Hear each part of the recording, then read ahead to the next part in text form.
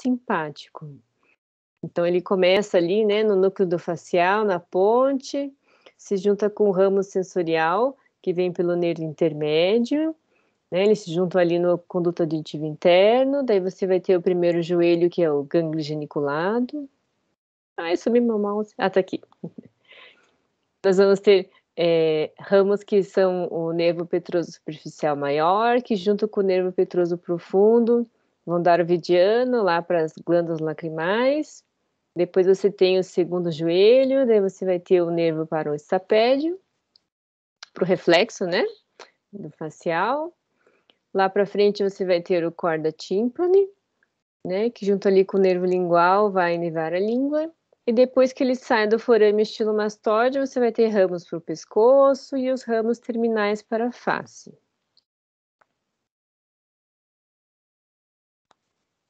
Então, a nossa monitorização neurofisiológica intraoperatória, então, pode ser com eletromiógrafo, um registro livre de eletromiografia, que você pode ver sinais de manipulação ou lesão de nervos.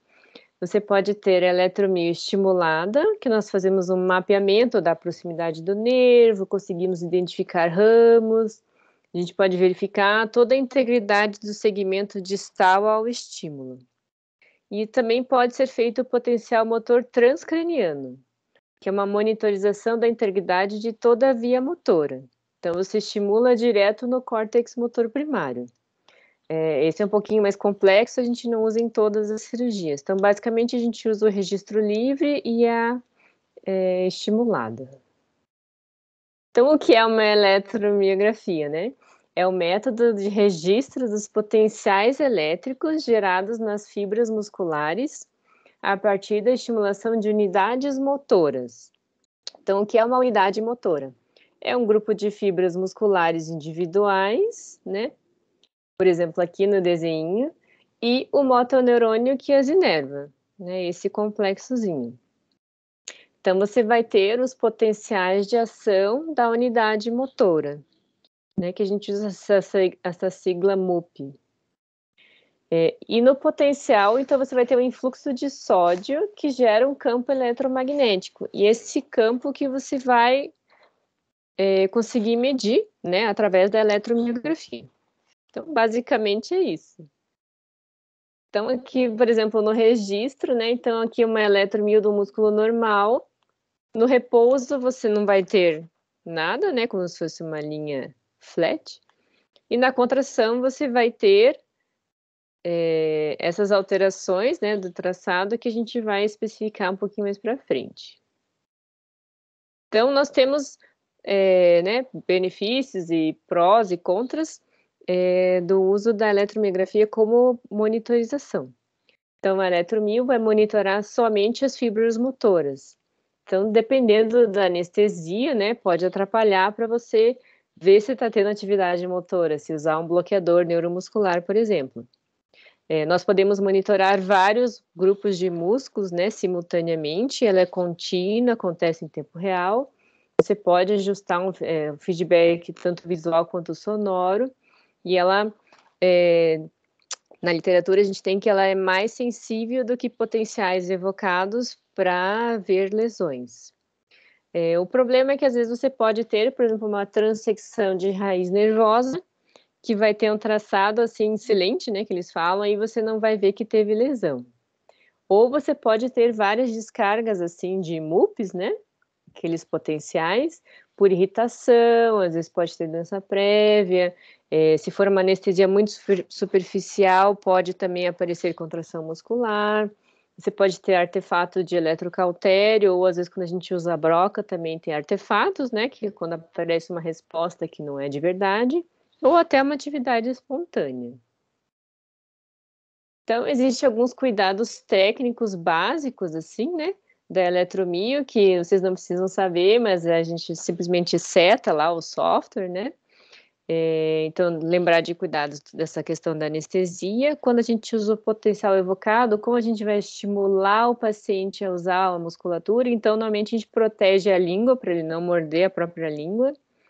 Então, a gente vai usar a sondinha para estimular, e lembrando também que sempre tem um eletrodo terra, pensando na segurança elétrica, né, e tem todo um cuidado também dos equipamentos, da fiação, do centro cirúrgico, pensando nessa segurança elétrica. Então, não custa sempre lembrar disso. Então, a técnica, basicamente, então a gente vai usar esses eletrodos de agulha subdérmica, normalmente a gente usa esse parzinho trançado e o simples também. Então, a gente coloca na nossa cirurgia, como o nosso aparelho tem 2 canais, a gente usa no orbicular do olho, então ali no cantinho lateral do olho, sobre a borda, né, do osso supraorbital, sempre cuidando para não apontar a agulha perto do globo. E daí a gente usa também no auricular da boca, na comissura oral, né? Você pode usar mais canais com mais músculos, mas assim a gente prefere fazer porque é mais simples, gasta menos eletrodos e daí você tem assim um ramo mais superior e um ramo mais inferior, né? Então eles são registrados em canais separados. E a gente usa também a sondinha de estimulação, que a gente vai ver mais para frente.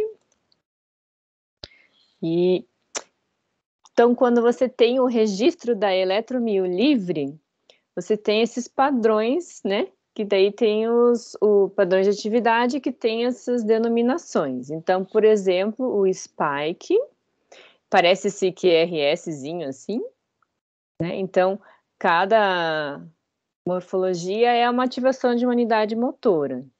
Né? Pode ter 2 ou 3 fases, tal, tem uma duração específica e a amplitude não é muito alta. Aí você pode também ter o burst, que são basicamente spikes superpostos.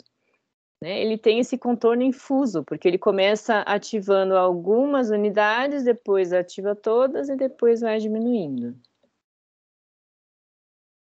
E daí nós temos os trens, que vem do inglês train, né, que na verdade é uma sequência. Então, você pode ter sequências de spikes ou bursts, que é o trem tipo B, com uma frequência maior que 2 Hz. Aí você pode ter o trem tipo C, também, né, sobreposição de spikes, com amplitude que é um pouquinho maior. E você tem o trem tipo A. Daí ele vai ter uma atividade de início mais abrupto e esse padrão sinusoidal. A frequência é bem mais alta. Né, tem pouca variação de frequência e a amplitude também não é muito alta. Nós vamos ver a significância de cada um no próximo slide. Então, qual que é o significado, né? Então, você pode ter atividade que não tem relação nenhuma com a manipulação cirúrgica. Por exemplo, o trem tipo B ou C, ou spikes ou bursts isolados, né, que podem surgir espontaneamente, ou quando a anestesia é mais superficial, é uma contração muscular mesmo, né? Fases mais dolorosas da cirurgia. Você pode ter atividade que é relacionada à manipulação indireta. Bursts, né? Não muito, com amplitude não muito grande, quando você está manipulando indiretamente o nervo, por exemplo, você traciona, né, alguma estrutura que esteja próxima. Normalmente, assim, tem que ter uma conversa, assim, entre a pessoa que está fazendo a monitorização e o cirurgião, né, para ver se isso é importante ou não. Também não dá para adivinhar sempre, né? E você pode também ter atividade, então, relacionada à manipulação direta. São bursts um pouco, né, amplitude um pouco maior, que quer dizer que você está manipulando mais próximo do nervo. Então, nessas horas é bom fazer um mapeamento que a gente chama que é estimular com a sondinha. Você pode identificar ramos, né? Eles não se relacionam a déficit no pós-operatório, mas você pode alertar o cirurgião, tá chegando meio perto, né? Então, você pode também ter trens do tipo B ou C, né, com essa frequência maior, que se chama descargas neurotônicas. Também pode ser pela manipulação direta, mas normalmente também tem que perguntar para o cirurgião, porque às vezes uma irrigação do campo operatório, por causa do sódio ali, do soro, né, pode levar a descargas também. E daí a atividade que é mais relacionada à lesão é o trem do tipo A. que é o que tem mais correlação com lesão e déficit no pós-operatório. Se vocês lembram, aquele que é o desenho sinusoidal. Então, tem vários estudos já assim, né? Então, ele tem uma sensibilidade de 86% para detecção do déficit, né? E o tempo também, se ele aparece por mais do que meio segundo, tem alta para sensibilidade, né? Para descrever uma deterioração de função. Esses pacientes não têm nenhum déficit prévio. Como esses estudos são feitos assim com neurocirurgias, né? Às vezes schwannoma e tal, então às vezes os pacientes já têm déficit prévio. Então, nesses pacientes, se o trem tiver uma duração de mais de 10 segundos, né? Eles são mais significativos assim para alterações que são medidas daí na escala de Hause-Brackmann, que é a escala da paresia facial. Você pode também ter falsos negativos. Então, se, né, for uma transecção muito rápida, né, ou lesão isquêmica, pode não aparecer nenhuma atividade, assim, né? Que a gente já tinha falado. E você pode também ter falso positivo. Então, aparece uma lesão, mas você não vai ter a lesão. Por exemplo, no caso da lesão do intermédio, lembra aquele outro raminho? Né? Porque como ele é mais sensitivo e autonômico, não vai ter um déficit motor. Então, sempre tem que ter, assim, essa correlação com, né, com o caso, com o que o cirurgião está fazendo, e tudo isso. Então, assim, tem, então, dos trens tipo A, B e C. Agora eu vou fazer uma homenagem até ao meu colega aqui, Lucas, porque ele é mineiro. Então, para vocês lembrarem que o trem A não é um trem bom.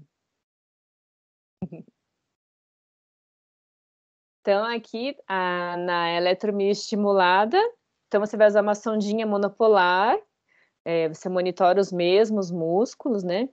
E daí, assim, quando você estimula, você tem uma intensidade do estímulo e ele vai fazer uma resposta que é aquele potencialzinho. Então, a gente consegue medir a amplitude, né, que é o tamanho da resposta.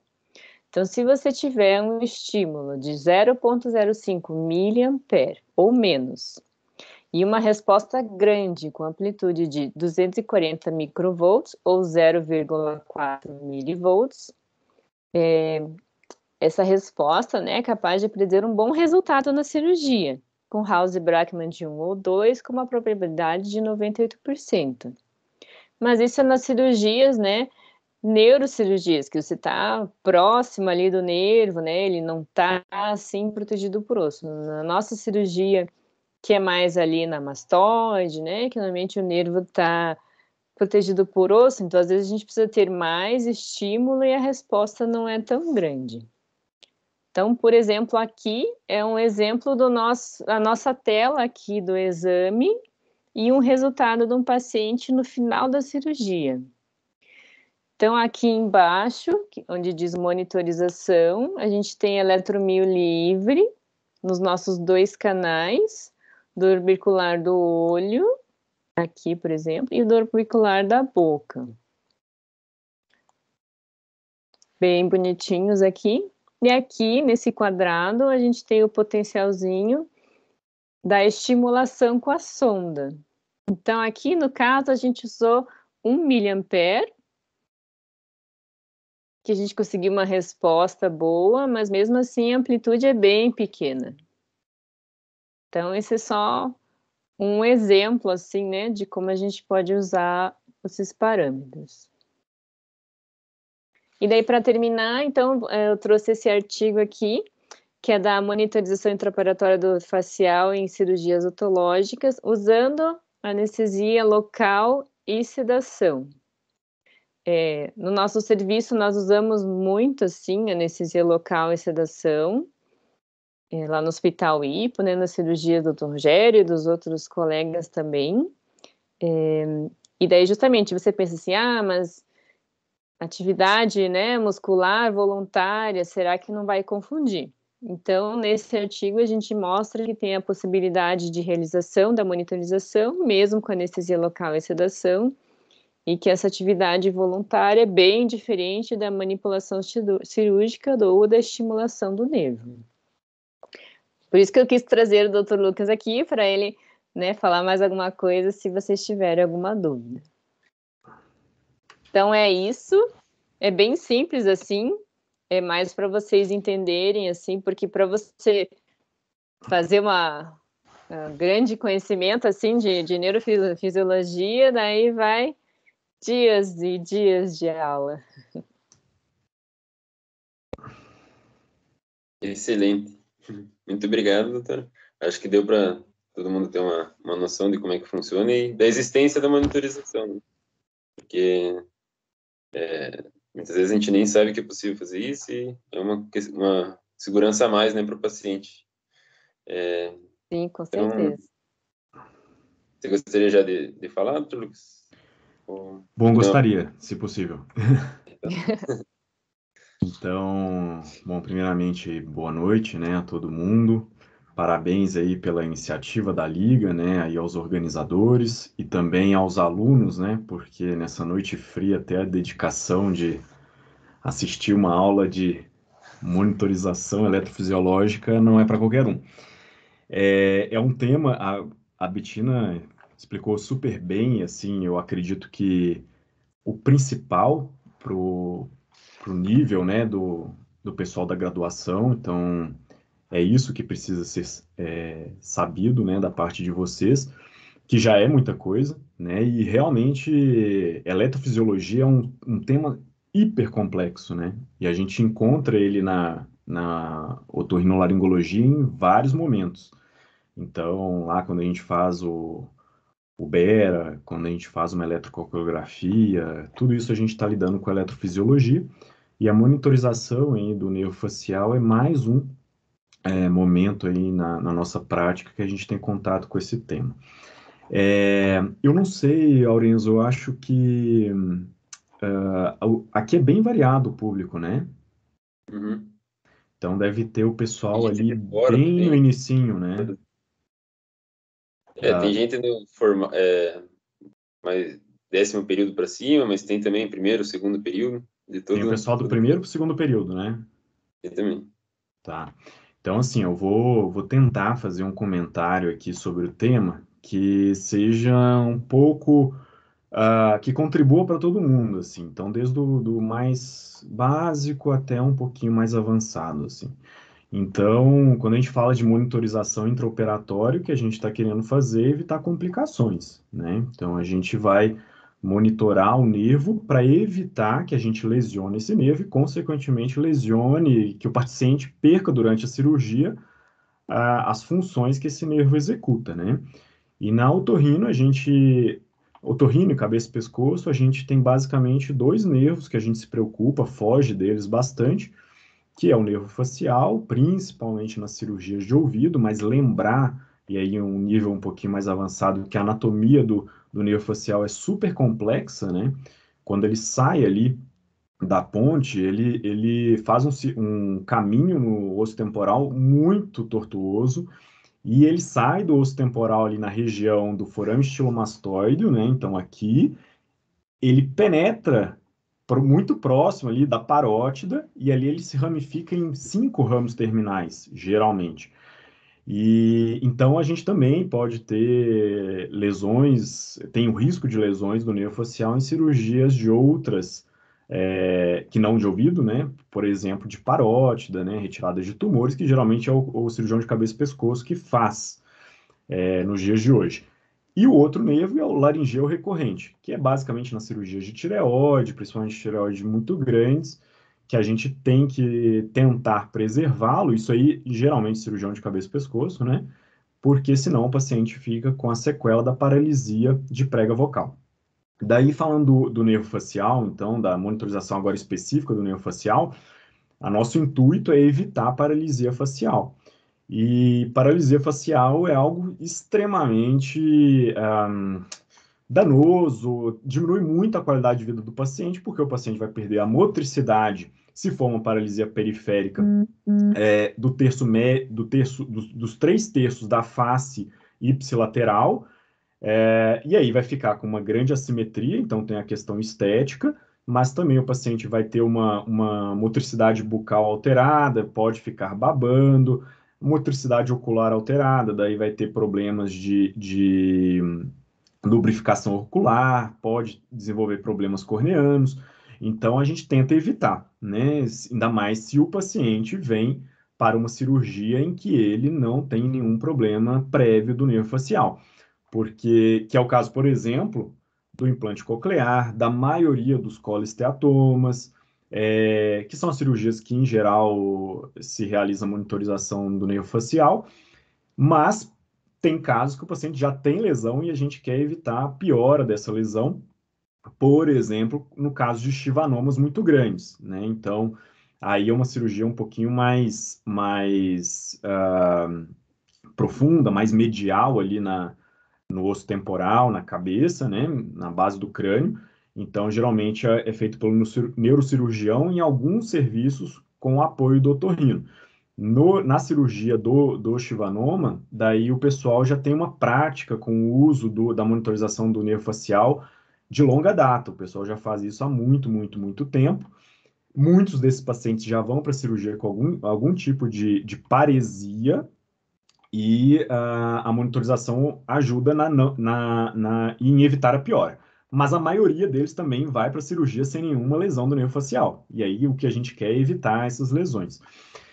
Bom, dito isso, a monitorização do nervo facial, a gente vai pegar a resposta muscular, né? Então, a gente vai colocar o eletrodo ali no final, na ponta final da função do nervo, e aí qualquer estimulação que eu fizer desse nervo, ela vai ser observada, vai ser captada pelo músculo, lá na periferia.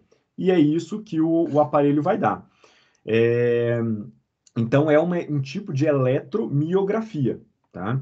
Que na cirurgia a gente, em geral, deixa ali no modo eletromiografia livre, porque o aparelho vai captar qualquer atividade muscular, né? E se o paciente está em anestesia geral, obviamente ele não vai ter, se a anestesia está sendo bem feita, não vai ter nenhuma atividade. Então, qualquer atividade que tiver, levantaria uma suspeita de que está havendo alguma manipulação próxima do nervo. Isso é principalmente verdade naquelas estimulações, naqueles traçados que aparecem na eletromiografia livre, que são próprios, bem específicos, para me dizer, né, que me dizem com bastante especificidade que eu estou estimulando o nervo, que são os trens. E aí, um parênteses, obrigado pela homenagem ali ao meu estado maravilhoso. Mas a gente sabe que, espontaneamente, a gente faz pequenos potenciais musculares, que são os spikes e até os bursts. Por isso que eles não... As espículas como fala, surtos. E é por isso que eles não são tão específicos. O que seria específico de que eu estou machucando o nervo seria o trem, né? Os trens. E mesmo assim, tem alguns subtipos de trens, de traçados, que são mais específicos para a lesão. E aí, algumas curiosidades, daí talvez um nível mais avançado. Obviamente, eu não posso, tá? Parte da anestesia geral é o uso de bloqueador neuromuscular.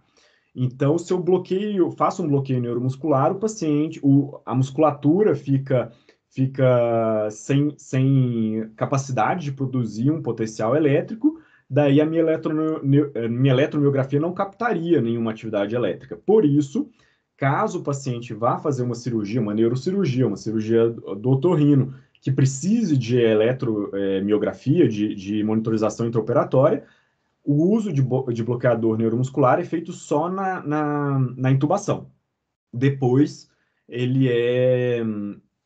a gente orienta, o anestesista sabe disso, né? Que não se deve fazer mais. E se fizer por algum engano, por exemplo, existe um medicamento que chama Sugamadex, que reverte o efeito desse bloqueador neuromuscular. Daí, falando um pouquinho do nosso trabalho, que a gente tentou mostrar, porque na otorrino a gente usa muito anestesia local e sedação.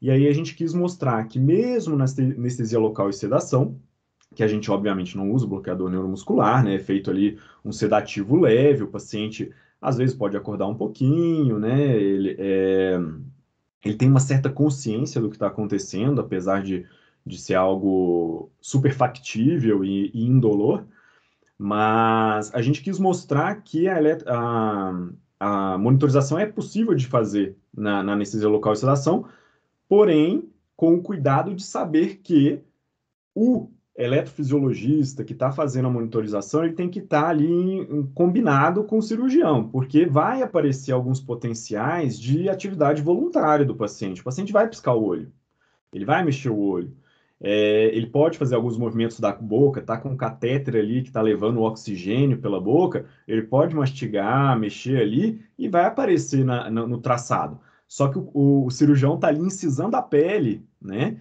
Então, o paciente teve um pouquinho de atividade porque incisou a pele.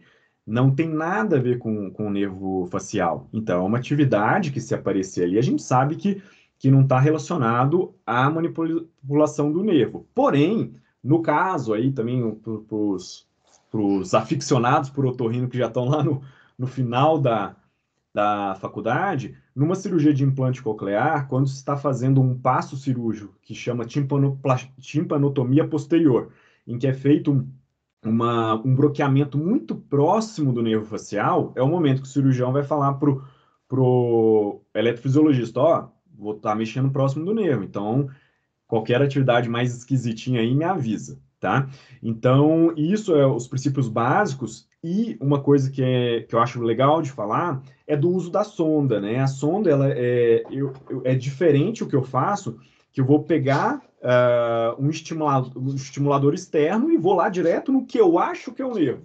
E aí vou tentar ver se vai ter resposta ou não ali no traçado. Eu posso fazer isso por dois motivos. O primeiro é que acabou a cirurgia, eu quero comprovar que o nervo funciona bem. Então, eu vou lá no alto do nervo, ali onde, também um nível um pouquinho mais avançado, processo cocleariforme.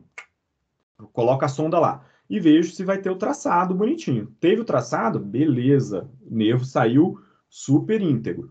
Isso, você vai numa região, né, mais medial a onde você fez a cirurgia. Para quem não sabe muito bem ali, ó, onde é que é, né? Isso, então se eu mexi lá na terceira esquina do nervo facial, eu vou lá na primeira esquina e faço a estimulação, né? Porque eu garanto que tudo depois da primeira esquina tá funcionando bem. E a outro motivo é se eu estou em dúvida se é o nervo facial. Se eu tenho uma cirurgia igual ao implante coclear, isso dificilmente acontece, porque a anatomia em geral, na maioria dos pacientes, é normal, beleza, bonitinho. Mas muda muito quando eu estou com chivanoma, lá no meio daquela bleuba que é o tumor, ou, no caso mais do otorrino, no colesteatoma, uma otite supurativa, que eu estou fazendo uma mastoidectomia. Obviamente, eu sei onde, eu tenho que saber se eu vou fazer uma cirurgia dessa, os parâmetros da localização do nervo facial, mas eu preciso ali, eu posso ter momentos em que aquilo vai se confundir com algum tecido que eu posso ter que retirar, que eu tenho que retirar. E se eu não sei se é o nervo ou se é um tecido doente, eu posso usar a sondinha para diferenciar, tá? Então, isso é um segundo uso interessante da sonda. Bom, eu acho que de comentários gerais, eu diria que são esses. Eu acho que agora a gente pode abrir para dúvidas, né? Lógico que esse tema, se eu e a Betina começar a falar aqui, a gente fala bastante, pode falar bastante. Mas eu acho que é interessante agora abrir para as dúvidas. Uhum. Eu fiquei com uma dúvida que, na verdade, eu queria ver se eu entendi direito. Então, por exemplo, você coloca a agulha superficialmente, assim, no nervo, né? Na parte mais... É do músculo, né? no músculo, mas assim, a parte que o nervo tá chegando já no final. E você vai estar olhando o que tá acontecendo mais pro sistema nervoso, assim, mais pro caminho de trás, assim, certo? E aí, quando É que assim, na verdade, é um jeito da gente medir se o nervo tá funcionando, mas vendo se o final dele, que é o músculo contraindo, Então, a gente vê se o músculo contraindo... Sim. Né? Isso. Não, foi isso que eu entendi mesmo. Mas a dúvida foi, por exemplo, se você faz uma cirurgia sem bloqueio muscular, você vai ter as contrações. Tem algum, sei lá, existe a possibilidade de estar chegando e mexendo perto do nervo, lá onde está sendo a cirurgia, e tá contraindo e confundir, apesar da onda ser trem A e trem B ser diferente assim, que nem quando você tem assim uma doença prévia, por exemplo, né?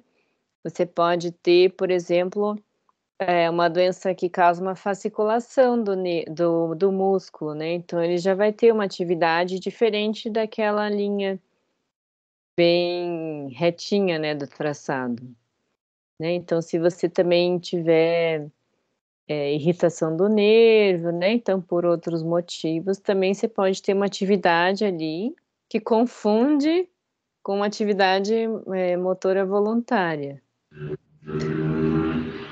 O que acontece na anestesia local e sedação, porque eu entendi que talvez seja essa a dúvida, né, no paciente que tá passível de ter alguma movimentação voluntária, não é isso? Então, se realmente a movimentação voluntária, se o paciente pisca o olho, ela vai aparecer no registro da eletromiografia, porque aquele músculo teve uma atividade, né? Da mesma forma, se eu estou bloqueando o nervo facial, se eu estou lesionando ele, também vai aparecer uma atividade ali, né? Então, se eu estou na cirurgia com anestesia local e sedação, o paciente não está com bloqueador neuromuscular, e eu quero diferenciar, e eu preciso diferenciar se é uma atividade voluntária ou se é uma lesão, o que eu faço? Nos momentos em que eu estou com dúvida e que tem risco de lesionar aquele nervo facial, a gente já avisa toda a equipe, e o que o anestesista faz? Ele aprofunda a anestesia local e a sedação, na verdade, o paciente fica mais dormindo, e aí ele tem a propensão muito menor de fazer qualquer movimento voluntário. E aí o traçado tende a ficar mais, todas as variações que mínimas ali da linha de base tendem a ficar menores e menos frequentes. Então qualquer coisa que fugir daquilo, e se eu machuco o nervo facial, vai aparecer algo grande. Tá? Assim, em geral, né? A sensibilidade vocês viram que é bem grande. Então, sim, é bem difícil você ter um trem A numa atividade normal, não vai ter. isso, exatamente. É bem fácil de ver a diferença, assim. E é sempre treinar, assim, quando tá chegando perto mesmo, vai ser treinar. Tá. É que assim, se você tiver... sempre, né? O que eles falam, assim, né? Então, se você tiver uma lesão muito abrupta, assim, daí não dá nem tempo do músculo contrair, né? Então, você pode ter um traçado silente. Mas, normalmente, quando você tem uma alteração no registro e tem a lesão, aparece um trem A, mas pode aparecer os outros também, o B ou o C também. A pergunta é muito boa, tá? Assim, apareceu o trem A. Tô na cirurgia, apareceu o trem A. Muito provavelmente, esse nervo foi lesionado, tá? Então, a gente quer, na verdade, que não chegue no trem A, Não, tá? continue lesionando também. É porque é uma visão um pouquinho diferente de, por exemplo, uma retirada de um chivanoma enorme por um neurocirurgião, que ele já avisou o paciente que vai ter lá um prejuízo do facial. Já é esperado. O que vier é lucro. É bem diferente, porque daí o cirurgião ele vai tentar também evitar o trem A, e geralmente ele vai conseguir fazer isso, mas às vezes vai acontecer e isso vai indicar para ele que ele vai ter que orientar no pós-operatório aquele paciente sobre o tipo de lesão que aconteceu e programar um tratamento. Beleza. Na otorrino é diferente. O paciente geralmente chega sem lesão e eu quero evitar o trem A. Então, na verdade, eu tenho que fugir do trem A. Por isso que aí vem um ensinamento importante. A monitorização é um apoio na otorrino, tá? Ela é um apoio. Não se faz cirurgia de ouvido se você não sabe muito bem a anatomia, tá? Muito, muito, muito, muito bem a anatomia. E assim, a otologia, algo imprescindível para começar a operar cirurgias de mastoide, né, cirurgias que já envolvem bloqueamento da mastoide, é você conhecer muito bem a anatomia do nervo facial, porque você tem que já prever que naquele lugar vai estar o nervo facial para você evitar aquele lugar. Porque se você for bloqueando, você está chegando próximo do nervo facial, não vai dar um trenhar que você vai parar, tá? O trenhar aparece quando aconteceu a lesão. Por isso que a pergunta é muito boa, porque essa resposta a literatura ainda não tem, que é na cirurgia de ouvido, o que que acontece antes? Se tem algum sinal antes? Eu estou muito próximo, eu estou a 0,1 milímetro do nervo facial. O que que vai aparecer no traçado? A gente ainda não tem, provavelmente, máquinas que me tem essa sensibilidade de mostrar alguma coisinha do próximo da lesão. Sim, porque esses trens que a gente sabe que causa lesão, normalmente são justamente feitos nessa cirurgia de coluna, de schwannoma, que é um tumor que você tem que tirar, então você sabe que vai ter lesão. Por isso que eles sabem que dá lesão. Nas nossas cirurgias, a gente evita ao máximo a lesão. Então, a gente às vezes nem sabe o que vai aparecer. Lesão de nervo facial em cirurgia de ouvido é algo absurdamente raro. Absurdamente raro, tá? E é justamente porque o conhecimento anatômico vem muito antes. É uma segurança a mais, principalmente eu acho, a principal indicação é assim, indicação não, o principal benefício é naquelas cirurgias muito específicas do paciente com otite crônica, muito Não tem uma avançada. alteração de anatomia. Exatamente, tá? Deiscência, muitas vezes, né? E existe alguma, tipo assim, ele não serviria fazer essa monitorização num paciente, por exemplo, que tivesse alguma doença de junção neuromuscular, algo do tipo, né? Aí não adianta nada. Daí você vai fazer mais para diagnosticar, assim, né? Se tem alguma lesão prévia, né? Mas você pode ir monitorando também durante a cirurgia. O que é as as doenças de junção neuromuscular, daí, ó, a gente tá entrando em outra especialidade, tá? Então, realmente não esperem, meu comentário não vai ser tão incisivo, não. Mas as doenças de junção neuromuscular, elas são uma gama, tá? Sim. Então, tem doenças que são do nervo, tem doenças que são pré-sinápticas, doenças que são pós-sinápticas. Então, como isso é mostrado numa eletromiografia, como isso aparece numa eletromiografia, varia muito conforme essas doenças, tá? Então, uma miastenia graves. O padrão da eletromiografia dela é bem específico, tá? A princípio, se tem função muscular, se o paciente tem alguma função muscular, é para ser possível fazer uma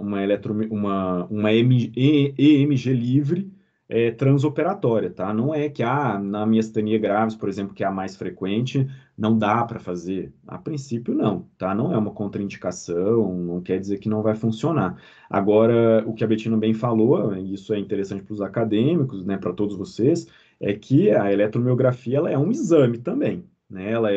Aqui a gente usa um método para fazer a monitorização transoperatória, mas que em outras áreas da medicina, e por exemplo aí um outro tema, né, a paralisia de Bell, a gente pode usar a eletromiografia para fazer o acompanhamento de uma paralisia facial, assim como lá na Eletroneuro também. síndrome do túnel do carpo, eles podem usar também lá na ortopedia, enfim, a eletromiografia para diagnosticar a função muscular. Né? Aí ela é usada também no diagnóstico dessas doenças da junção neuromuscular. Obrigada. Desculpa que eu monopolizei aqui as perguntas. Imagina. Se alguém tiver mais alguma pergunta ou comentário, pode ligar a câmera e falar ou mandar no chat. Enquanto isso, Lucas, eu tenho a impressão que, e Betina também, né? Tenho a impressão que acho que a monitorização, então, já que você falou que é muito raro acontecer alguma lesão, talvez sirva para dar mais segurança para o cirurgião, né? Em avançar em algumas áreas ali que ele suspeita que seja o nervo, que possa atingir o nervo. A gente usa assim, tanto para segurança assim, do cirurgião, do paciente, né? Mas hoje em dia também tem muita questão legal, assim, também, né? Onde você, né, ter usado a monitorização é mais uma segurança legal também. Uhum. Mas Se caso justamente, apareça como o alguma Lucas bem sequela. falou, o conhecimento anatômico é o mais importante. Assim. Uhum. E eu concordo, né? Isso aí. Um caso interessante, assim, só para vocês verem essa questão legal, né? Porque, tá, eu sei que não lesionou o nervo, passei bem longe dele, né? A cirurgia foi lisa, né? Por que que eu vou fazer uma estimulação final ali para garantir que o nervo está funcionando bem? Daí, isso vem mais até da neurocirurgia, isso acontece muito mais, mas o neurocirurgião, quando ele faz lá a retirada de um chivanoma, e às vezes o facial estava até bem longe, enfim, não aconteceu nada com o facial, no pós-operatório o paciente pode ter paralisia facial. E isso, hoje em dia, é acreditado a uma reativação do herpes vírus. Então, é como se fosse ali uma paralisia de Bell. E a manipulação cirúrgica, igual ficar mordendo o lábio, né? No paciente que tem herpes labial, pode reativar o vírus ali. A manipulação cirúrgica pode reativar o vírus no pós-operatório. E aí? Foi a cirurgia ou não foi? Então, por isso, é um bom exemplo para vocês verem por que essa questão legal é importante. Então, mesmo que a cirurgia foi limpa, o traçado da eletromiografia não fez nada, né? No final, vale a pena, não custa nada. Estimula o nervo, vê que está funcionando super bem, registra isso, né? Então, é uma outra função aí do exame, né? Excelente. E talvez a sonda, né, durante a cirurgia, talvez ajude quem está aprendendo ali a cirurgia a identificar locais onde talvez estivesse na dúvida ali, né, está muito próximo ou não do nervo, você podendo estimular e verificar, talvez Sim. acelere a curva de aprendizado, né? Não sei se existe Sim, daí o alguma que a coisa. gente faz com a estimulação, né? Então a gente pode dar diferentes cargas ali, né? Uhum. Então a gente usando as carguinhas menores, você consegue ver quando está mais próximo, né? Então 1 miliampere ali, 1 milímetro do nervo. Às vezes se não tem resposta, daí você aumenta um pouquinho para ver então se chega a resposta. Exato, essa até é uma área de estudo que é bem interessante, né? Você ir aumentando ali a intensidade da corrente que você está colocando na sonda e correlacionar isso com a resposta e com a distância que você está do nervo, né? Então, qual que é a estimulação, qual que é a relação da estimulação com a distância do nervo, né? Isso a gente não tem ainda muito bem definido. Faz-se na prática e tal, né? Tenta-se fazer isso, mas a gente não tem esses parâmetros, né? E é algo que é um campo aí de pesquisa bem interessante. Uma dica, assim, né, guardem isso na cabeça. Monitorização de nervo facial não é para ajudar no aprendizado. Para aprender curva de crescimento é dissecção de osso temporal. É fazer curso de dissecção de osso temporal. É isso que que faz o aprendizado aí de anatomia de nervo facial e de cirurgia otológica deslanchar, tá? Então, a monitorização do nervo facial para você fazer uma cirurgia em que você vai utilizá-la, você já tem que saber bem ou estar junto com, né? E aí, no caso da residência, por exemplo, com alguém que saiba, né? Perfeito. Vamos ver se quem quiser mandar mais alguma dúvida pelo chat.